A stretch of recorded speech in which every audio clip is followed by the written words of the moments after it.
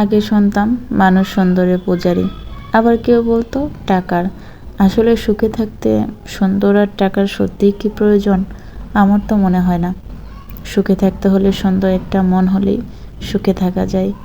আসসালামু আলাইকুম, কেমন আছেন সবাই? আশা করি সবাই অনেক বেশি ভালো আছেন। আমি আলহামদুলিল্লাহ ভালো আছি। তো চলে আসলাম প্রতিদিনের কাজ রান্নাবান্না নিয়ে। তো আমি প্রথমে কিছু মাছ ছিল ফ্রিজে, কাটা হয়নি, তো সেগুলাই কেটে ফ্রিজে রেখে দিচ্ছি। এখানে বাইম মাছ আর গুচি মাছ ছিল। তো গুচি মাছটাকে আপনারা কি বলেন জানি না, আমাদের ওইখানে গুচি মাছ বলে। আর বাইম মাছ তো সবাই চিনবেন, বা এই নামে হয়তো চেনে সবাই। তো আমি মাছগুলোকে কেটে ভালোভাবে ধুয়ে ফ্রিজে রেখে দিলাম। আমি বাটিতে রাখতে বেশি পছন্দ করি, মানে ভালো লাগে, ফ্রিজটা পরিষ্কারও থাকে আবার দেখতেও ভালো লাগে। তো মাঝে মাঝে হয় না, অনেক সময় বেশি মাছ হলে পলিথিনে রাখতে হয়, কারণ এত বাটি থাকে না তখন আমার কাছে।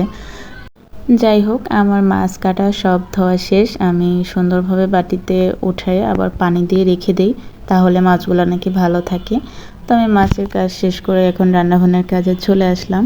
এখানে ঢেঁড়স ভাজি করতেছি আর চিচিঙ্গা রান্না করব ছোট চিংড়ি দিয়ে।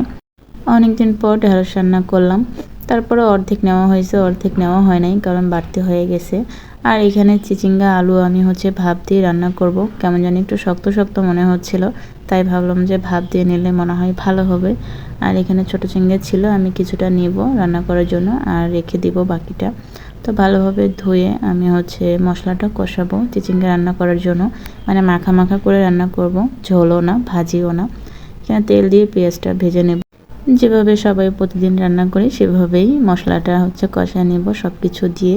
এখানে লবণ দিয়ে একটু পেঁয়াজটা ভেজে নিই। এখানে আস্ত জিরে দিলাম, দিয়ে একটু ভেজে নিয়ে আমি হলুদ, ধনিয়া গুঁড়া, তারপর কাঁচামরিচ, টমেটো সব কিছু দিয়ে আমি ভালোভাবে কষাবো। একটু পানিও দিলাম, কারণ মশলাটা পড়ে যাবে এই জন্য। তো আমি এখানে ঢেকে দিব মশলাটা কষানোর জন্য। আর এদিকে ঢেঁড়স ভাজা প্রায় আমার শেষ, মানে রান্না হয়ে গেছে।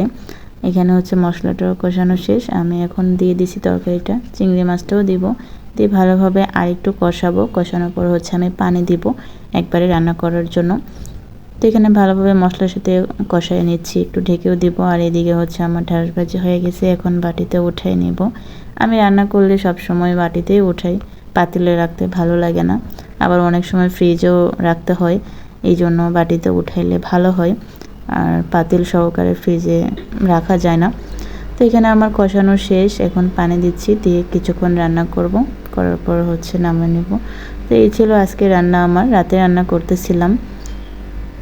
তো কেমন লাগলো অবশ্যই জানাবেন, আর সবাই একটু বেশি বেশি ভালোবাসা দিবেন। তো আমার রান্না শেষ, এই পর্যন্তই। সবাই ভালো থাকবেন, আল্লাহ হাফেজ।